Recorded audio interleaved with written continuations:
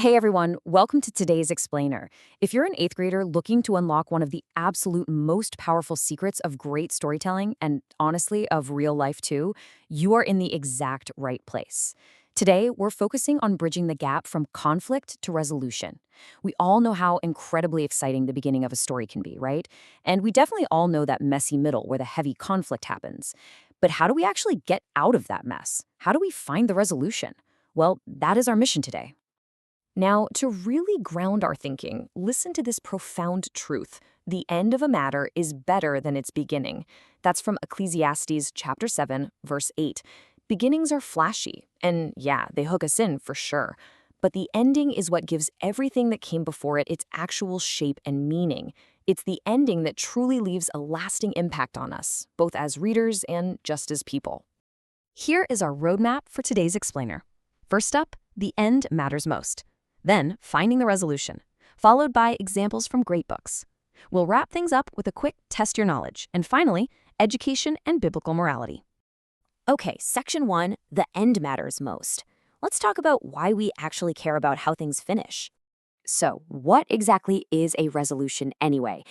Basically, it's how a story's main conflict is solved, or, and this is a really big or, left completely unsolved. You know, an ending doesn't always mean a neat little bow where every single thing is perfectly fixed. Sometimes things are left messy or unanswered, and honestly, that is absolutely crucial to remember when you're analyzing literature.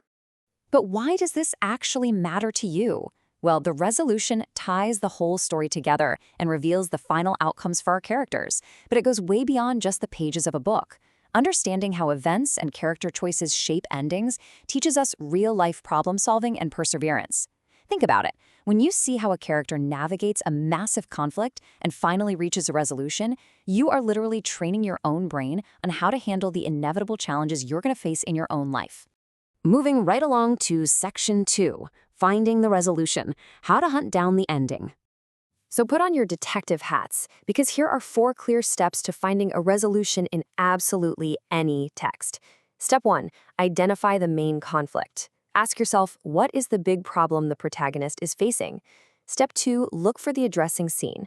Where does the climax happen and where does the problem actually get dealt with? Step 3 is asking key questions, which we're going to expand on in just a second. And finally, step 4, consider satisfaction. Does this ending actually feel earned? To really lock down that third step, let's look at those key questions. When you hit the end of a book, I want you to use these as your mental checklist. Did the character actually get what they wanted? Or did they maybe change their goal along the way because they learned something new? Was the problem completely solved or only partially solved? And hey, is this outcome even consistent with the rest of the story? Asking these specific rhetorical questions is a real game changer. It takes you from just passively reading a book to actively understanding it. All right, section 3, examples from great books. Let's see all of this in action. Let's look at a few stories you probably already know to illustrate the different types of endings we can encounter. First up, we have a complete resolution. In Harry Potter and the Sorcerer's Stone, the main conflict is resolved completely when Harry prevents Voldemort from stealing the stone. The immediate threat is stopped cold. Next, we have what's called a bittersweet resolution, like in Charlotte's Web. Wilbur's life is saved, which is wonderful, but Charlotte dies, adding a deeply complex, kind of sad emotion to the finish. Finally, we have an ambiguous resolution. In The Giver, Jonas escapes the strict community control, which solves the immediate conflict, but his ultimate fate? It's completely unknown. It really leaves us thinking and wondering, doesn't it? Section 4, test your knowledge. Let's see what you've learned. So, are you ready to put this into practice? Take a quick breath, get those mental gears turning, and prepare to act like a literary detective using the tools we just covered. Here are your review questions. I highly encourage you to use the methodology we just talked about to formulate your answers. 1. What is a resolution in a story? 2. How is it connected to the conflict? 3. Give an example of a complete resolution. 4. Give an example of an unresolved ending. And 5. Why might an author choose an ambiguous resolution? Think back to The Giver. Why might a writer purposefully want to leave you guessing? Jot these down and really think through your responses. And finally, Section 5, Education and Biblical Morality. Why are we actually learning this? This is where we zoom out to the bigger picture. Here at the Heroes Smart Academy, the Godly Learners series purposefully intertwines biblical morality with education. And why is that? Because education without morality will hurt. Think about it. What is the actual point of being incredibly smart and supposedly highly educated if you just continue to make bad choices that end up hurting yourself and others?